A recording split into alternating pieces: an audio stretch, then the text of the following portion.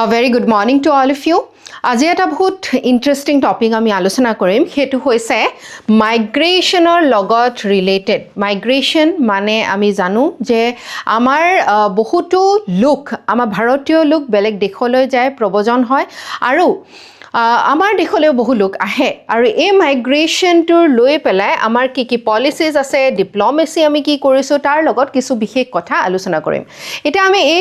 নিউজটো আজিৰ দিনত কিয় আলোচনা কৰিছোঁ এইটো কাৰণে কৰিছোঁ কাৰণ international migration review forum 2026 international গোটেই বিশ্বজুৰি যিটো মাইগ্ৰেশ্যন আমাৰ হৈ আছে পেটাৰ্ণ চলি আছে তাৰে ওপৰত ৰিভিউ হৈছিলে আৰু ভাৰতে তাত পাৰ্টিচিপেট কৰিছিলে অংশগ্ৰহণ কৰিছিলে আৰু তাৰ পৰা আমি কিছুমান কথা বিচাৰি পাইছোঁ এতিয়া এই টপিকটো কিয় ইম্পৰ্টেণ্ট কোনখন পেপাৰৰ কাৰণে ইম্পৰ্টেণ্ট এই যিহেতু GS পেপাৰ 1ত আমাৰ পপুলেশ্যনৰ ওপৰত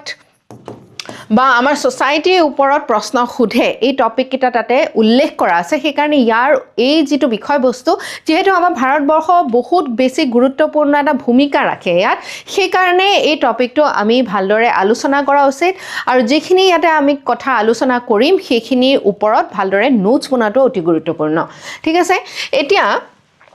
ভাৰতে কিছুমান পলিচি হাইলাইট কৰিছে যে আমাৰ ভাৰতৰ নিজৰ কি পলিচি আছে কি নীতি আছে মাইগ্ৰেশ্যনক লৈ কোড এই উল্লেখটো হৈছে United nation second international migration review forum নিউয়ৰ্কত এই মিটিংখন হৈছিলে এই ৰিভিউটো হৈছিলে আৰু তাত আমাৰ নীতিখিনিৰ কথা আমি মানে আলোচনা কৰিছোঁ আগবঢ়াইছোঁ ইয়াত আমাৰ minister of state for external affairs Kirtivardhan Singh তেওঁ এই কথা উল্লেখ কৰিছে যে আমাৰ ভাৰতে ছেফ সুৰক্ষিত অৰ্ডাৰলি আৰু ৰেগুলাৰ বেছত মাইগ্ৰেশ্যনটো নিৰীক্ষণ কৰে প্ৰটেকশ্যন অফ মাইগ্ৰেণ্ট ৱৰ্কাৰ্ছৰ ওপৰত বিশেষ ধৰণে গুৰুত্ব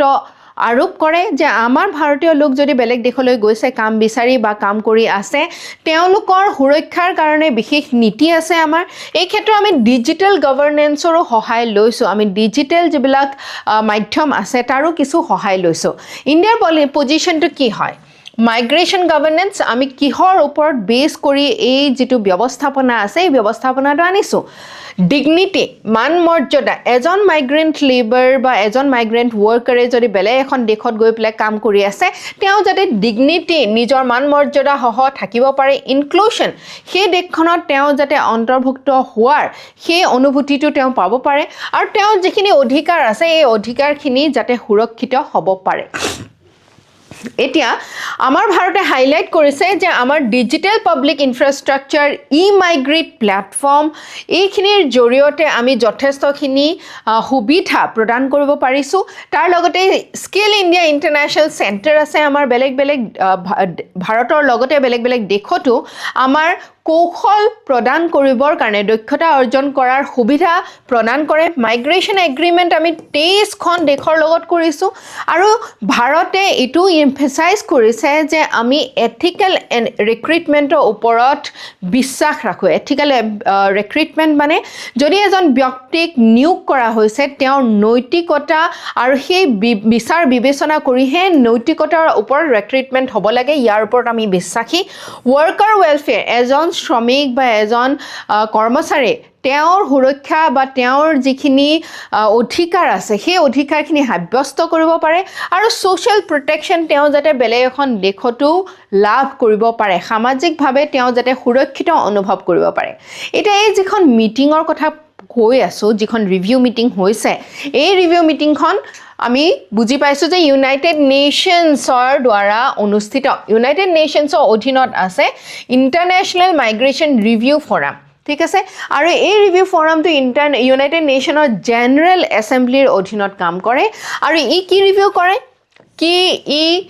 মানে তত্ত্বাৱধান কৰে যাতে global compact for safe orderly and regular migration আমাৰ গোটেই বিশ্বত যাতে ছেফ সুৰক্ষিতভাৱে মানুহে যদি বেলেগ এখন দেশত যাব বিচাৰিছে তেওঁ গোটেই সুৰক্ষিতভাৱে বা এটা ভাল প্ৰচেছৰ অৰিয়েণ্ট হৈ পেলাই তেওঁ যাব পাৰে যাতে তেওঁ ছেফ থাকিব পাৰে হিউমেন ৰাইটছ তেওঁ মানৱ অধিকাৰ যাতে সুৰক্ষিত হৈ থাকে আৰু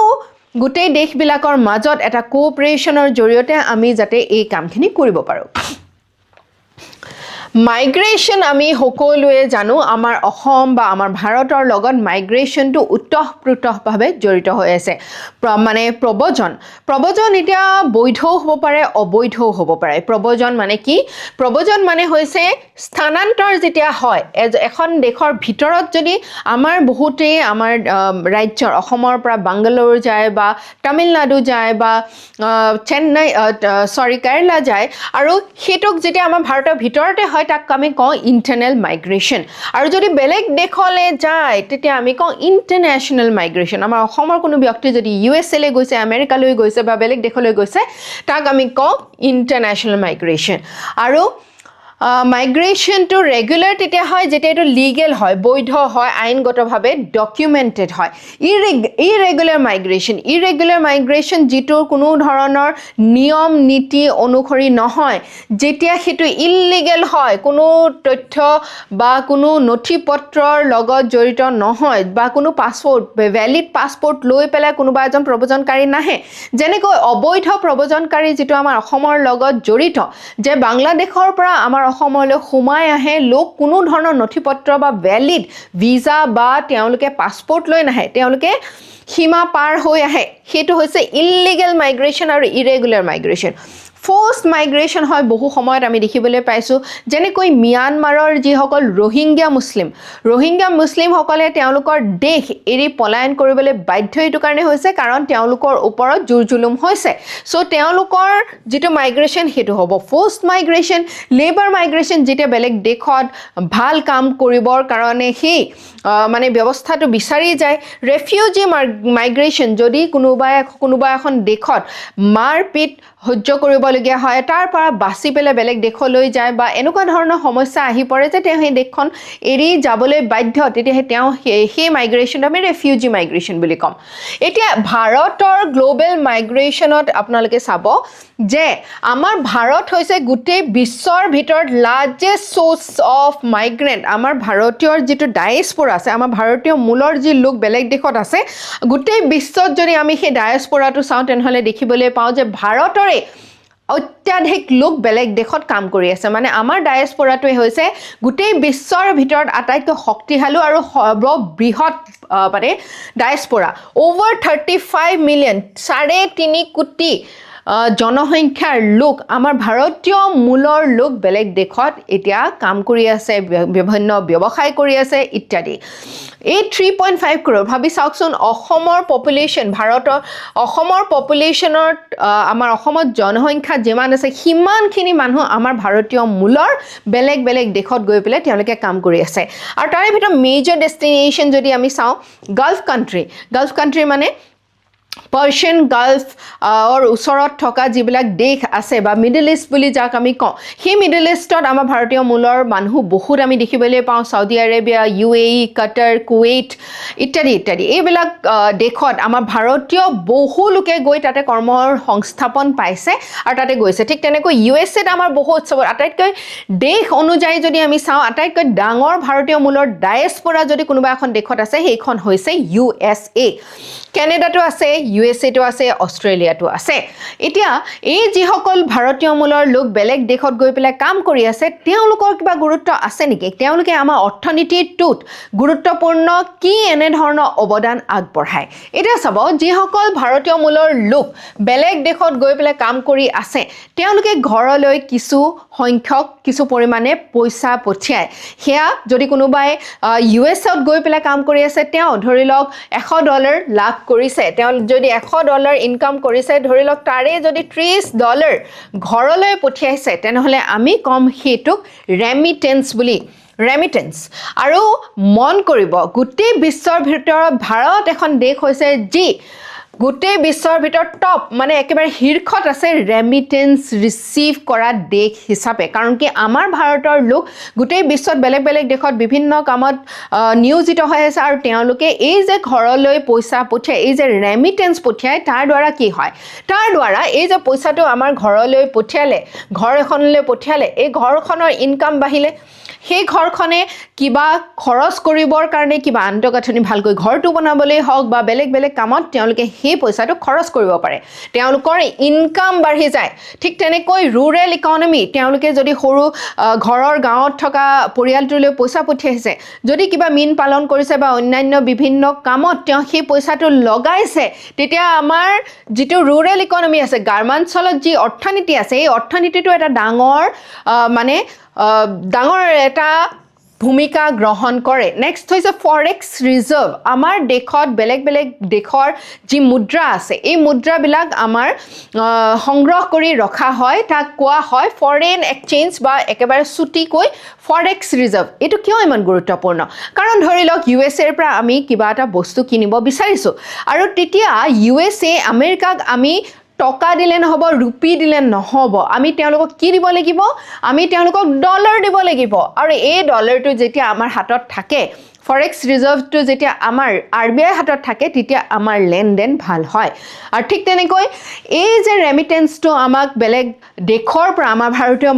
মূলৰ মানুহে পঠিয়াই ই আমাৰ ভাৰতৰ অৰ্থনীতিৰ কাৰণে এটা বহুত গুৰুত্বপূৰ্ণ ভূমিকা গ্ৰহণ কৰে তাৰ লগতে এই যে লোকসকল বেলেগ বেলেগ দেশত আছেগৈ তেওঁলোকে ছফ্ট পাৱাৰটো আমাৰ ডেভেলপ কৰে ছফ্ট পাৱাৰ মানে কি আমাৰ কালচাৰটো আমাৰ সভ্যতা সংস্কৃতি আমাৰ ধৰি লওক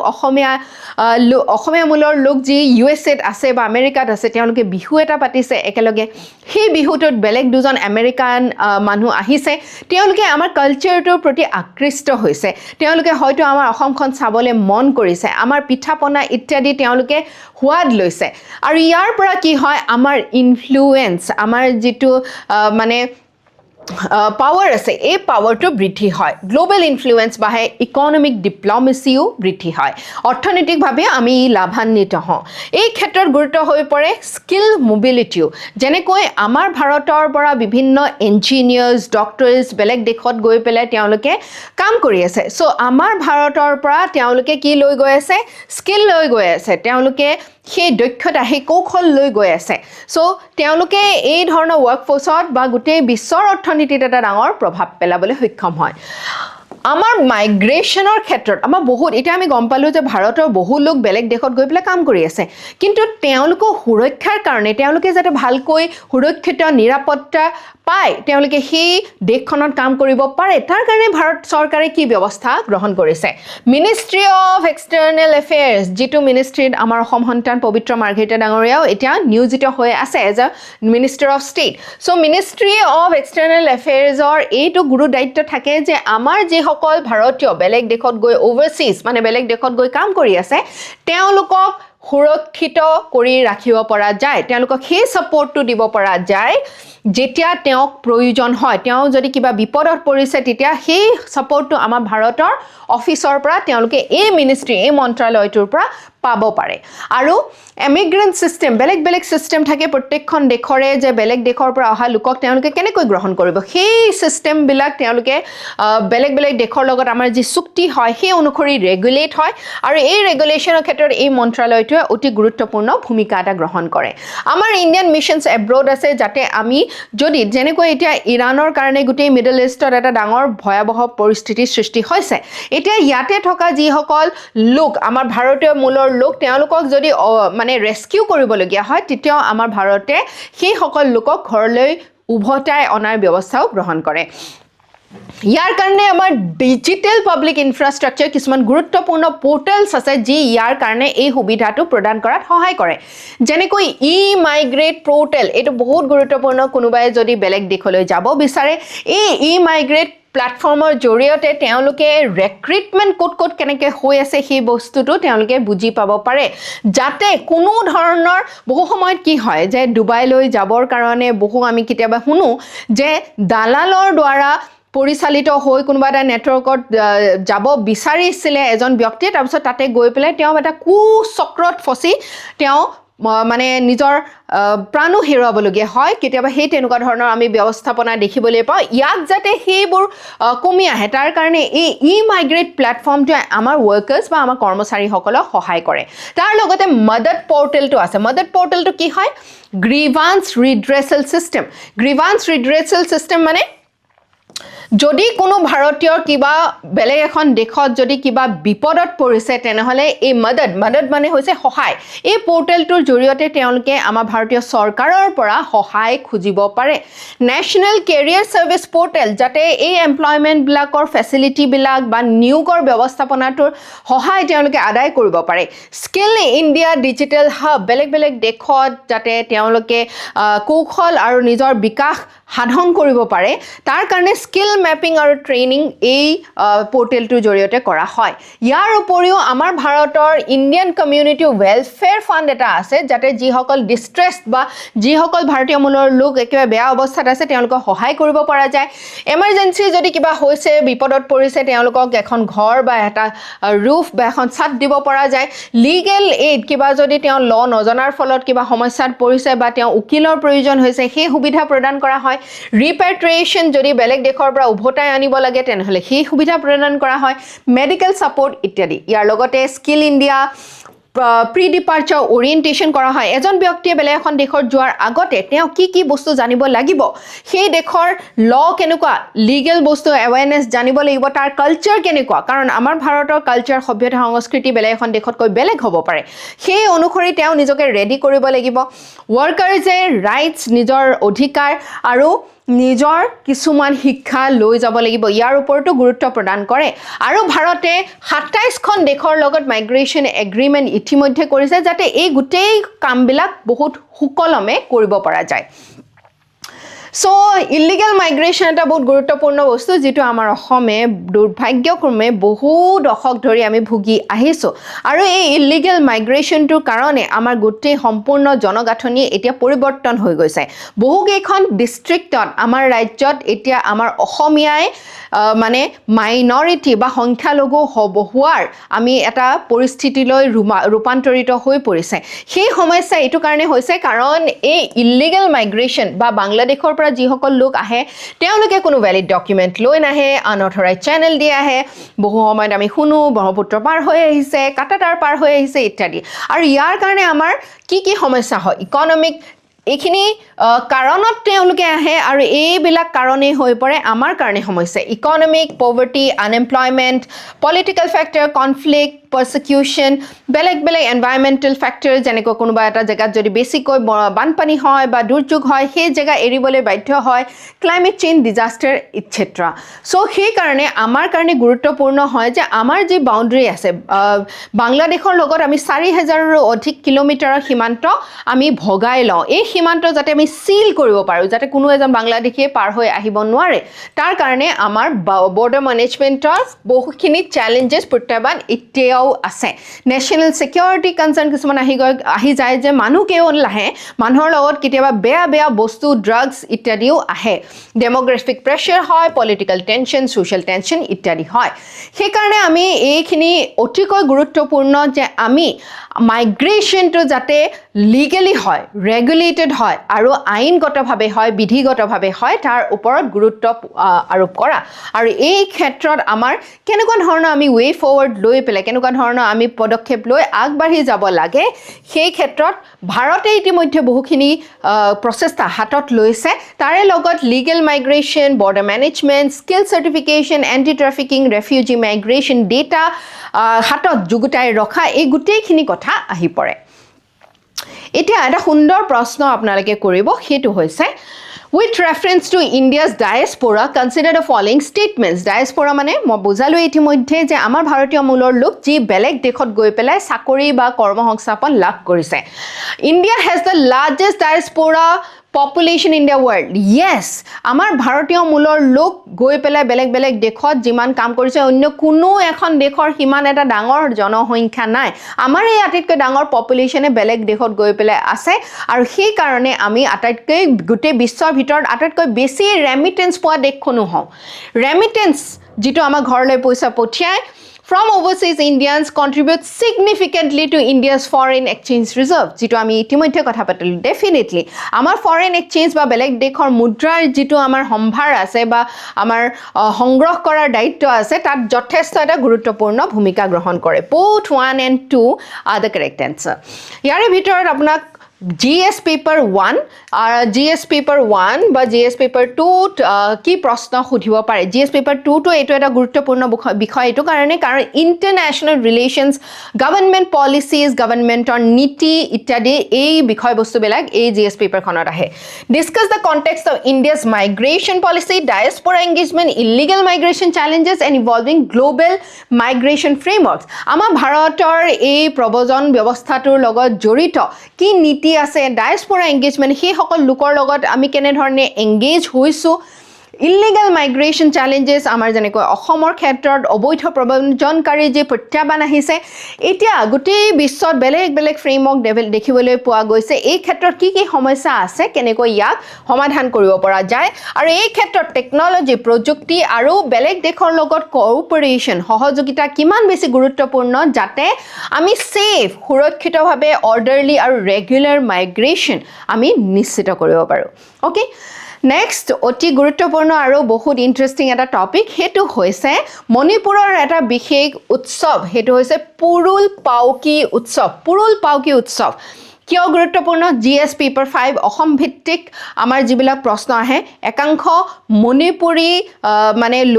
মূলৰ লোক মণিপুৰৰ লোক আমি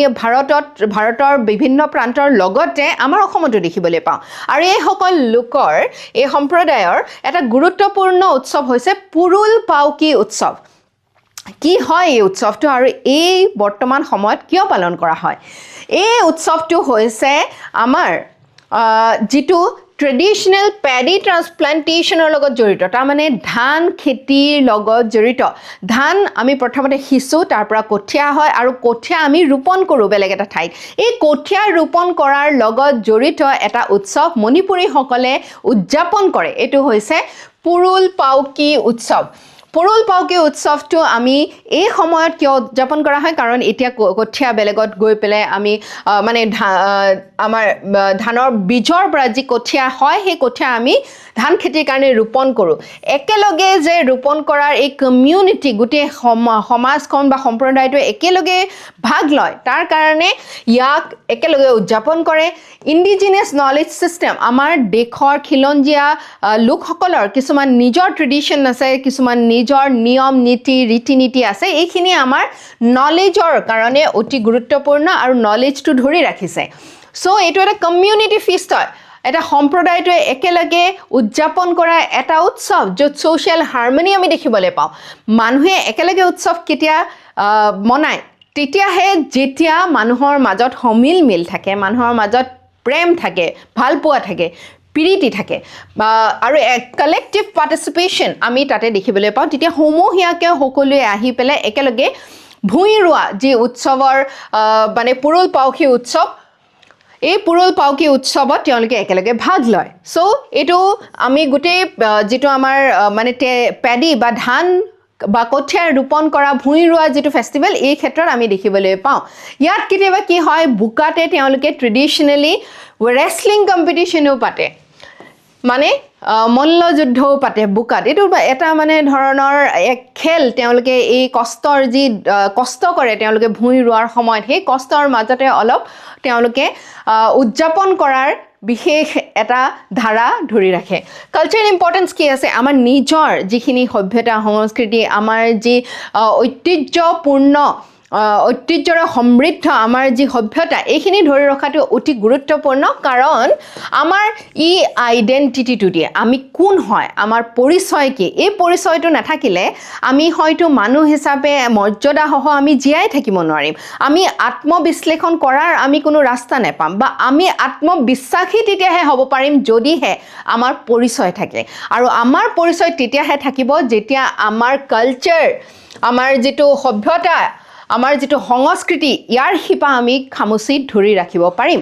চ' কমিউনিটি পাৰ্টিচিপেশ্যন বা কোঅপাৰেশ্যন সহযোগিতা আমি দেখিবলৈ পাওঁ এগ্ৰিকালচাৰেল ইম্পৰ্টেঞ্চ এইটো কাৰণে আছে কাৰণ কি এইটো লেবাৰ ইণ্টেনচিভ ফাৰ্মিং হয় বহু লোকে একেলগে আহি পেলাই তেওঁলোকে কমিউনিটিটোৱে গোটেই সমুদায়ে পাৰ্টিচিপেট কৰে ভাগ লয় আৰু সাস্টেইনেবল কাল্টিভেশ্যন আমি সকলোৱে জানো যে নৰ্থ ইষ্টত আমি বহনক্ষমভাৱে বহু যুগৰে পৰা নেচাৰৰ লগত পৰিৱেশ প্ৰকৃতিৰ লগত সহবাস কৰি আহিছোঁ আৰু সেইকাৰণে এইবিলাক আমাৰ কালচাৰৰ দ্বাৰা এইখিনি বস্তু আমাৰ কথা আমি ধৰিব পাৰোঁ বা আমি প্ৰকৃতাৰ্থত কেনেধৰণে আমাৰ ঐতিহ্যৰ লগত জড়িত হৈ আছোঁ ই এটা ধুনীয়া প্ৰতিচ্ছবি আমাৰ সন্মুখত দাঙি ধৰে UPSC প্ৰিলিমছত 2019ত এটা ধুনীয়া প্ৰশ্ন আহিছিলে ইয়াত সুধিছিলে consider the following statements the north eastern region of India is rich in ethnic and cultural diversity definitely আমাৰ উত্তৰ পূৰ্বাঞ্চলৰ যিখিনি অঞ্চল ভাৰতৰ ইয়াত আমি বিভিন্ন জাতি জনগোষ্ঠী আৰু বিভিন্ন সাজ পোছাকৰ লগতে আমাৰ যি কলা সংস্কৃতি সম্ভাৰ আছে ইমানেই বেছি চহকী যে আমি বেলেগ যদি ভাৰতৰ বেলেগ অঞ্চলৰ লগত আমি তুলনা কৰোঁ তেনেহ'লে আমি দেখিবলৈ পাওঁ যে ভাৰতৰ উত্তৰ পূৰ্বাঞ্চলৰ সমান চহকী আন কোনোৱে নাই Traditional agricultural practices in tribal regions often contribute to biodiversity conservation. বহুত গুৰুত্বপূৰ্ণ আমাৰ যি ঐতিহ্য মানে পূৰ্ণ ঐতিহ্যৰে সমৃদ্ধ আমাৰ যিবিলাক চিষ্টেম ট্ৰেডিশ্যনেল চিষ্টেম আছে আমাৰ যি খিলঞ্জীয়া লোকসকলৰ মাজত যি এই উৎসৱ পৰ্বৰ যি এক ধাৰা আছে ইয়াৰ মাজত আমি বায়'ডাইভাৰ্চিটি মানে আমাৰ জৈৱ বৈচিত্ৰ্য সংৰক্ষণ কৰাৰ বহুকেইটা দিশ আমি দেখিবলৈ পাওঁ সেয়া আমি যেনেকৈ যেতিয়া আমাৰ হয়তো বিহুটোকে ধৰি লওঁ তেতিয়া আমি দেখিবলৈ পাওঁ আমাৰ 7 বিহুত প্ৰত্যেকটো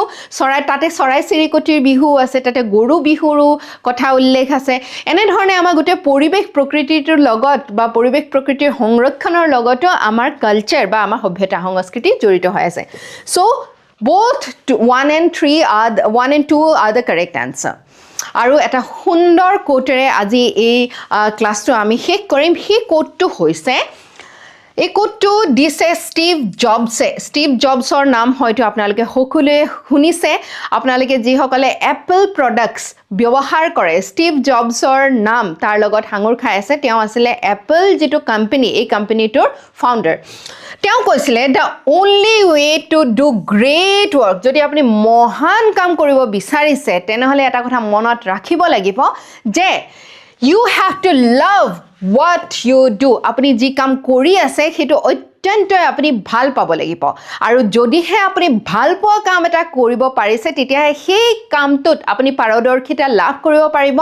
সেই কামটোত আপুনি মহান কামৰলৈকে লৈ যাব পাৰিব সো আপুনি যি কামটো কৰি আছে সেই কামটো আপুনি ভাল পাব শিকক আৰু যদি যিটো কামত আপুনি বৰ্তমান ব্ৰতী হৈ আছে সেই কামটো যদি আপুনি ভাল পোৱা নাই কিবা কাৰণত তেনেহ'লে আপুনি বহুত ভাল কাম বা মহান কাম সেই ক্ষেত্ৰত কৰিব নোৱাৰে ঠিক তেনেকৈ যদি আপুনি এগৰাকী এস্পিৰেণ্ট হয় সিভিল সাৰ্ভিসেছ প্ৰিপাৰেচনৰ কাৰণে আপুনি প্ৰতিযোগিতামূলক পৰীক্ষা যিটো আপোনাৰ অনুষ্ঠিত কৰা হ'ব তাৰ কাৰণে যদি আপুনি প্ৰস্তুতি চলাই আছে তেনেহ'লে আপুনি মনত ৰাখিব লাগিব